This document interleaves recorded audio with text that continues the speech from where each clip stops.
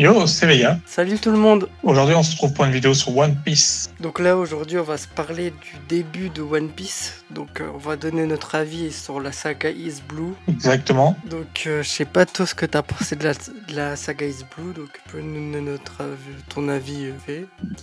Pour moi, c'est la pire saga de One Piece, tout simplement. J'aime pas. Ah ouais. Ah oui. Ah oui, bah oui. Au début, si j'avais pas accroché à One Piece, c'était à cause de cette saga de East Blue où c'était un peu redondant et toujours la même chose. Bah en vrai, moi perso, je vais pas te mytho, mais moi One Piece, je kiffe et tout, j'aime bien et tout. Mais en vrai. Ouais, moi aussi, hein, mais East Blue, j'ai détesté. Bah moi c'est pas mon préféré, tu vois, genre à East Blue, les seuls trucs que j'ai aimé, c'est tout ce qui est Arlong Park et comment ça s'appelle avec Capitaine Kuro là. Ouais. Et dans l'île avec Usopp. Ouais, Syrup, ouais. Mais en vrai, sinon, à part ça, moi, One Piece, je vais pas te mytho, mais moi, perso, déjà, moi, l'épisode 1 de One Piece, je crois j'ai dû regarder 3 fois pour vraiment m'immerger dedans, tu vois. Moi, c'est pas East Blue qui m'a fait immerger dedans, c'est plus ce qui est après East Blue. Donc Alabasta, etc. Ah ouais, qui clairement. m'a fait aimer One Piece. Mais clairement, même moi, c'est Alabasta, tu vois. Enfin, Alabasta, tu vois vraiment ce qui est vraiment One Piece, tu vois. Enfin, bah ouais, carrément.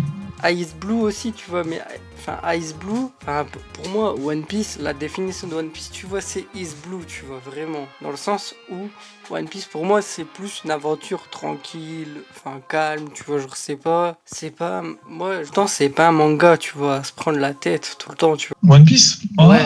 Quand même. Si, je trouve que c'est un manga assez complexe. Bah, en vrai, je parle pas de tout ce qui est complexité et tout. Enfin, que là, de ce point-là, je suis pas trop d'accord. Mais ce que je veux dire, par manga à pas se prendre la tête, c'est avec tout ce qui est foreshadowing, tout ce qui est foreshadowing entre guillemets, tout ce qui est échelle de puissance, tu vois. Enfin, pour moi, One Piece, c'est un petit manga à regarder de façon chill, tu vois. Genre, c'est comme si. Pas du tout d'accord.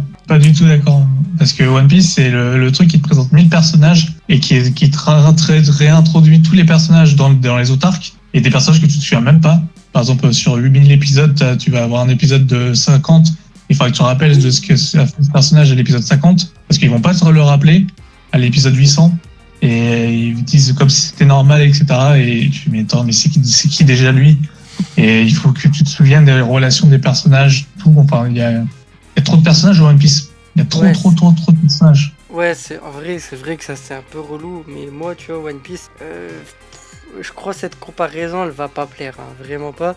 Mais pour moi, je compare plus One Piece à Disney, tu vois. Genre, ouais, je vois.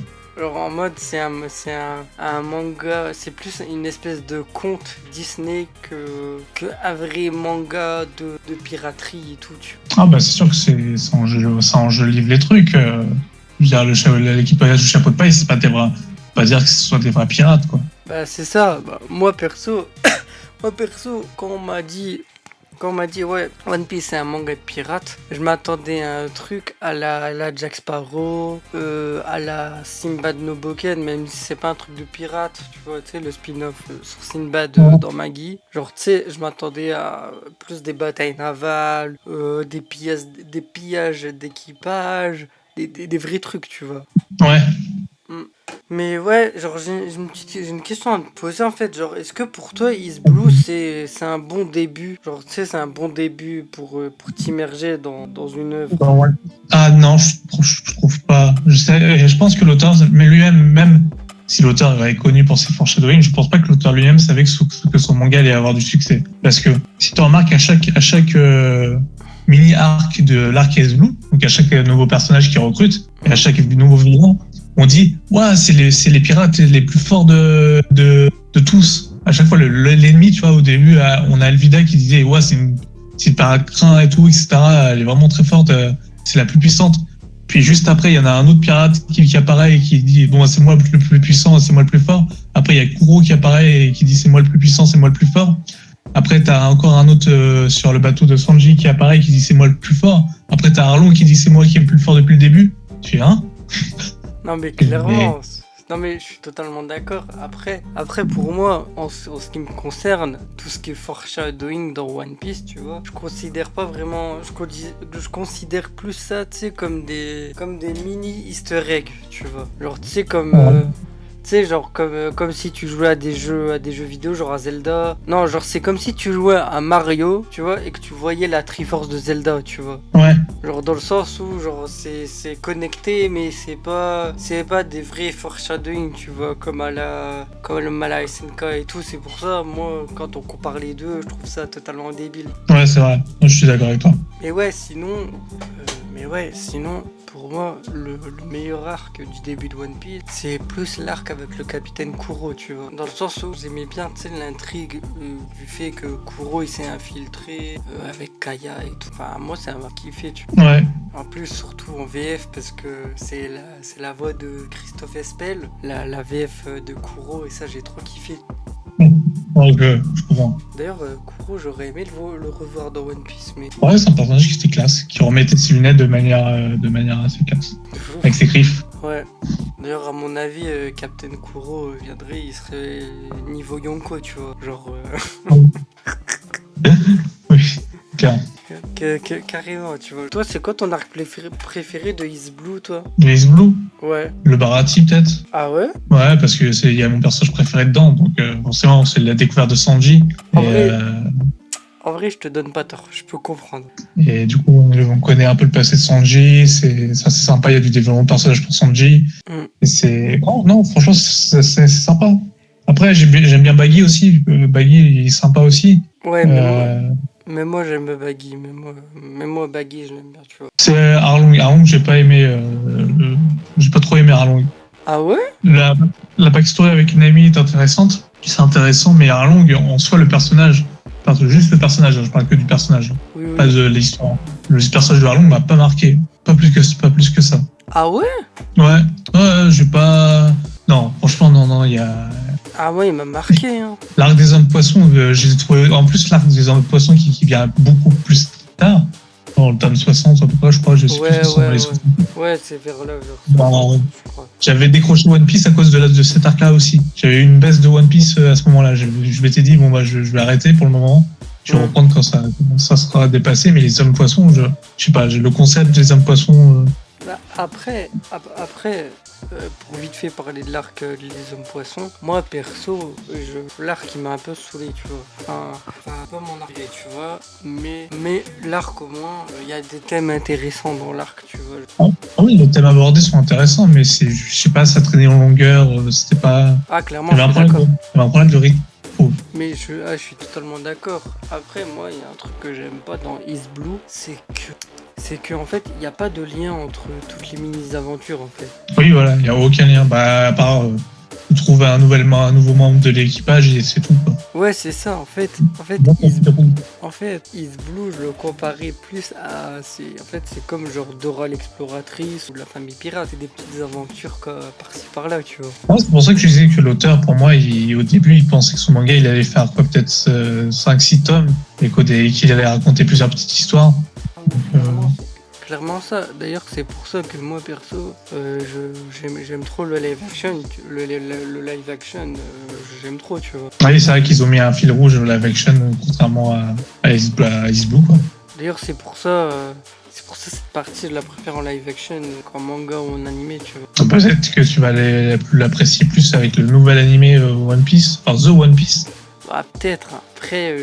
Après, comment dire, j'ai un peu fait je crois que je vais faire une overdose de One Piece et de Luffy, tu vois.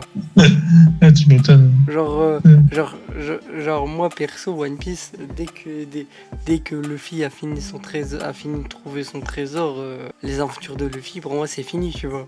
Genre ouais. En fait, moi, ce qui m'intéresse, tu vois, je sais pas si t'es d'accord avec moi, c'est plus de savoir ce qui s'est passé avant, tu vois. Genre, tu sais, le passé de Roger, le passé de Gar, le passé de Dadan, le passé de tout, le passé de Oden, même si Oden, on s'en fout, on a déjà eu. Enfin, plus le passé des légendes plutôt que vous, tu vois. Ouais, d'explorer le lore. Ouais, c'est ça. Et pour moi, j'en suis sûr et certain que Oda, enfin, ça va pas être Oda qui va le faire, pas ce mytho, mais pour moi, One Piece, ça va pas être fini. Et après les aventures de Luffy, il y aura certes tout ce qui est The One Piece, le live action et tout, mais pour moi, j'en suis sûr et certain, tout comme la licence Naruto, ils ont fait des romans, qu'ils ont fait des romans Naruto, qu'ils ont fait Skeretsudan et tout. Pour moi, je suis sûr qu'ils vont faire des petits spin-offs que par-ci par-là, tu vois. J'en suis sûr et certain pour étendre le lore de One Piece, tu vois. Non, c'est sûr, hein, c'est une poule aux odeurs, donc ils vont rentabiliser à mort. Hein. Ah mais clairement, c'est clairement sûr, c'est sûr et certain. Après, Lockdown, c'est dans East Blue ou pas? Lockdown, c'est quand ils rencontrent merde, c'est quoi il Avec s'appelle? Smoker et Tashigi. Voilà, Smoker. Non, je crois que c'est pas East Blue, hein. Je crois pas. Hein. Ah ouais? Je crois qu'East Blue, ça s'arrête à Arlong. Mais Je me trompe. Je me trompe peut-être, hein, mais pour moi, ça s'arrête à Arlong. bah, vu que lui, il fait 12 tomes, et il y a, je crois Lockdown, il fait partie d'East Blue. Hein. Bah, en live action, il était pas Longtown, non? Ouais, non, je crois ils l'ont zappé, parce que moi, je me suis refait One Piece récemment. Enfin, récemment, il y a un an, quoi. Et j'avais regardé Lockdown, et Lockdown, ça faisait partie d'East Blue. Hein. D'accord. Bah, c'était peut-être la partie la plus intéressante d'East Blue, alors. Bah, moi, perso, j'ai trop kiffé Lockdown. Genre, ça a exploré le lore de One Piece avec Goldie Roger et tout. Bah, ouais, du coup, ouais, carrément. Genre moi perso dans East Blue il y a une scène qui m'a marqué. C'est genre Luffy qui va dans un bar. Genre c'est Luffy qui va dans un bar, il rencontre une vieille, il rencontre un vieux et il lui raconte l'histoire de Roger, tu vois. Ouais. Et genre en gros dans cette scène, je te jure moi cette scène m'a mis des frissons de malade. Genre elle m'a mis des frissons de malade et genre moi perso j'ai senti dans cette scène genre comme si on te racontait l'histoire d'une légende, tu vois. Genre, je sais pas si tu vois ce que je veux dire. Ouais, parfaitement. Hein. Parfaitement. Et aussi, il y a eu l'exécution de Roger. Moi, Lockdown, j'ai adoré Lockdown. J'ai trop kiffé. Ouais, Lockdown, j'avais bien aimé aussi. Mais sinon, vu que t'as kiffé, Barati, ça veut dire que t'as kiffé Don Krieg ou pas? Pas plus que ça. Ah, moi, Parce que j'ai vraiment aimé. C'était vraiment la backstory autour de Sanji et de Zeph, je sais plus comment il s'appelait, Zeph, rouge. Qui est rouge, ouais. Voilà. Mais ouais. Et j'ai De quoi? bien aimé cette story-là, mais le pirate méchant du moment. Ah ouais, c'est... moi, Don Krieg, il m'a saoulé. Hein. D'ailleurs... Ouais, bah ouais. Heureusement qu'ils l'ont pas mis dans le live action. Hein. Ouais, ce que j'allais dire. Heureusement qu'ils l'ont pas mis dans live action parce que ça m'aurait saoulé, tu vois. Ouais, tu m'étonnes. Heureusement qu'il s'est fait défoncer par Mihawk. D'ailleurs, même ça, à l'arrivée de Mihawk. Oh lolo. Ah, ça Non, c'était trop stylé. Mihawk, c'était stylé, ouais, j'avoue. Mihawk qui nique Zoro avec un petit cure-dent. C'est le manque, mais tellement, mais tellement. D'ailleurs, je sais pas si, vu qu'on parle de One Piece, je sais pas si tu veux, genre, tu sais, qu'on parle de genre la différence entre post-ellipse et pré-ellipse ou non. Bah, on pourra en faire une vidéo plus tard de ça. Ouais, on fera une vidéo plus tard, ouais, c'est mieux. Mais ouais, sinon, East Blue, pour moi, en termes de début de manga, c'est pas bon du tout. Ah non, clairement, c'est pas bon non. Pour moi, pour moi, si One Piece sortait maintenant, tu vois, ça flopperait, tu vois. Il y a de fortes chances que ça flopperait, ouais. Alors que je prends l'exemple parfait qui est Naruto. Naruto, dès le tome 2, t'as l'arc Zabuza, t'as la mort de Zabuza Yaku, Bah, tu sais qu'il y a des ninjas plus puissants qui viennent juste de débuter, tu vois qu'il y a des trucs à dépasser. Mais oui, en fait, dans Ace Blue, le Luffy, finalement, bah, c'est toujours le plus fort. Bah, clairement. Mais en fait, le truc, c'est que le Luffy, genre compte. Enfin, moi, il y a un truc que j'ai trop kiffé dans East Blue. Ouais, je crois que c'est East Blue. Je sais plus si c'est qu'on dit ça. Mais on te parle de Grand Line, quoi. Ouais. Et genre, on te parle de Grand Line comme si c'était un truc de malade. Tu vois, genre, on te tease bien Grand Line. Ouais, c'est vrai. Et franchement, franchement, le teasing il vaut le coup parce que Grand Line, je crois on va en parler de ces quatre, mais franchement Grand Line, c'était incroyable. Ouais, Ouais, je suis d'accord. C'était... Là, tu sentais vraiment le côté épique à Grand Line, tu vois. Ah oui, il y a le côté aventure, action, etc. Mais clairement. Après, je sais pas si on a oublié des arcs ou pas pour quand on parlait d'East Blue. C'est une bonne question. On a parlé Drum, c'est pas... Non, Drum, c'est pas East Blue. Ouais, tout ce qui est sirop et tout, avec Usopp. Usopp, Baggy, Alvida. Ouais, Alvida, Arlong. Arlong, ouais, avec les hommes poissons. Bon, on en a parlé. Zoro, je crois, on n'a pas parlé de Zoro. Non, on n'a pas parlé de Zoro, mais Zoro, c'est peut-être le personnage, un des personnages les plus intéressants même plus intéressant que Luffy dans East Blue. Bah, en vrai, je vais pas de mytho. Moi, perso, Zoro, dans East Blue, je trouvais Osef, tu vois. Genre, je me suis dit, ouais, c'est le bras droit, mais ouais. Genre, sans... Moi, je me dis, voilà, et lui, au moins, il a une marge de progression à faire, tu vois, il peut être en danger. Que Luffy, à aucun moment, tu te dis, bon, bah, il va perdre. À aucun moment, tu te dis, bon, c'est compliqué pour lui, etc., tu vois. Bah, c'est ça, d'ailleurs, je sais pas, toi, ce que t'en penses de Luffy, mais moi, Luffy, en termes de personnage, je l'aime pas plus que ça. Ah non, c'est pas mon préféré non plus, Luffy. Genre, en fait, Luffy, tu vois, ouais, il est sympathique, il est cool et tout, mais Luffy, c'est l'inverse de Naruto, tu vois, genre, c'est un flat caractère, tu vois, dans le sens, c'est le personnage parfait par excellence, tu vois, genre, qui a la bonne vision du monde, qui fait évoluer les autres, tu vois. Ouais. Et moi, ce genre de perso, j'aime pas ce genre de perso, tu vois. Ouais, non, mais je suis pareil.